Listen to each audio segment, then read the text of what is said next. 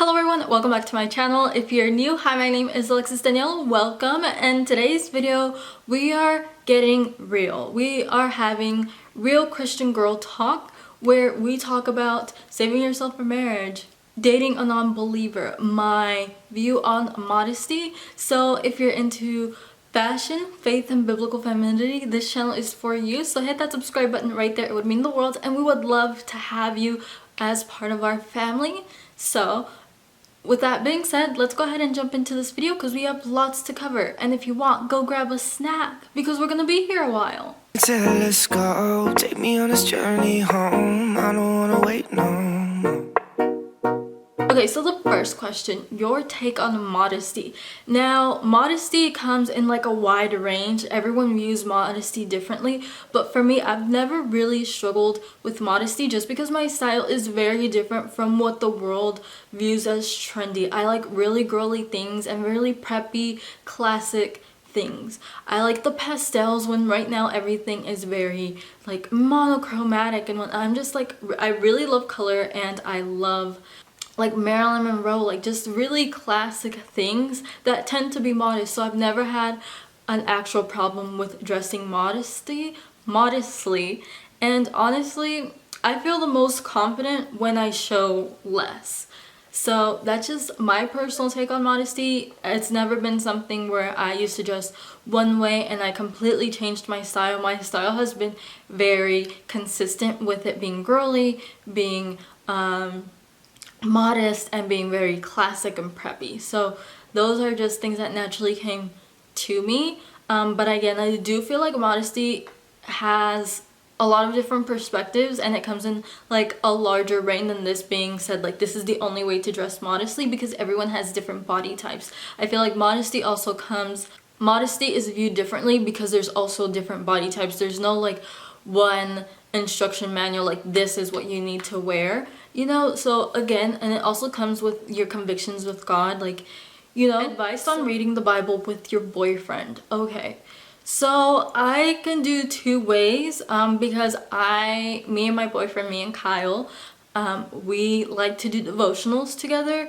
but they're very sporadic. We don't do this often just because we don't want our Jesus time to be centered around when we do it together, because that's also pursuing Jesus alone. That's part of being a Christian couple is, well, a godly Christian couple is pursuing Jesus on your own and not only with your partner. So I would say try it out, but make it a big goal of yours to not read the Bible only when you're with them. Advice on dating a non-believer: do not do it. If God is such a forefront, a big force in your life, and God is a priority, I'm telling you this from experience, do not date a man, a boy who's a non-believer, because odds are women and girls think that I can change him, but you can't change him, and they're gonna pull you their direction away from God than you pulling them to God. That's just how it is. Now, if you experienced, you know, the opposite, that's awesome for you, but 9 times out of 10, they're gonna pull you the opposite direction from God. Trust me, I have been there. I've dated a non-believer, and it was detrimental to my walk with Christ. It just set me back. Like, I feel like if I wasn't there, like, my relationship with God would have grown so much more. Odds are, if they don't have a relationship with Christ, they don't hold the same standards that you do biblically, and even like morally, or like values.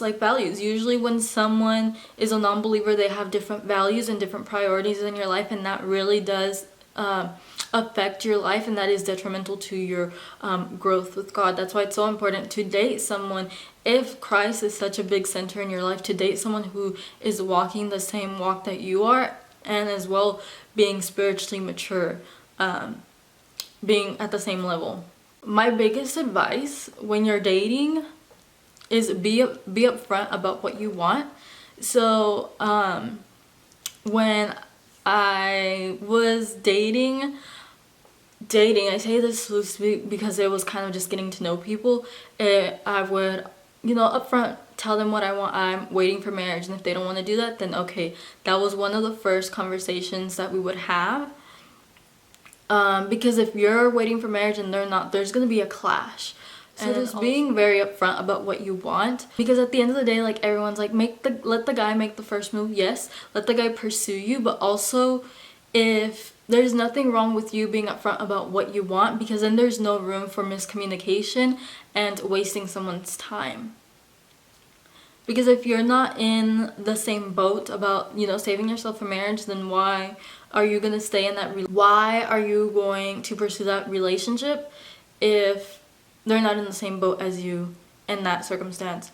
Because later down the line, if you guys don't discuss that and it gets to the point where, like, you know, things can happen and he wants to have sex and you don't, there's going to be a clash because you never spoke up or you guys never talked about it. So it's really important to be upfront about what you want, but also letting the guy pursue you. The best example that I can give you is when Kyle and I first started dating. Like, I was very upfront and I told him, you know, I'm saving myself for marriage and a couple of other things, and if those 3 things did not align with what I wanted, then I was like, it's not gonna work out. So that is my take. Is it hard sharing your faith online?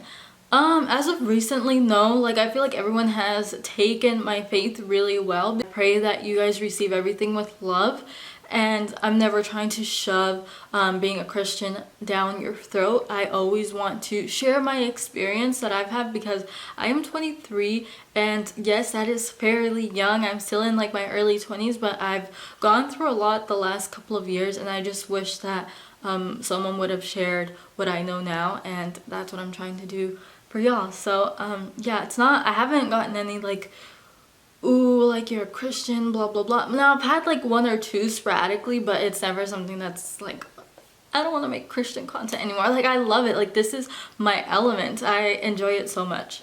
Your perspective on sex. Okay, so we're gonna get real here, and I did not save myself for marriage. I had sex in my first relationship. Now, yes, I am saving myself for marriage now in my new relationship. A piece of you stays with that person, or you give a piece of yourself to that person. It is so true.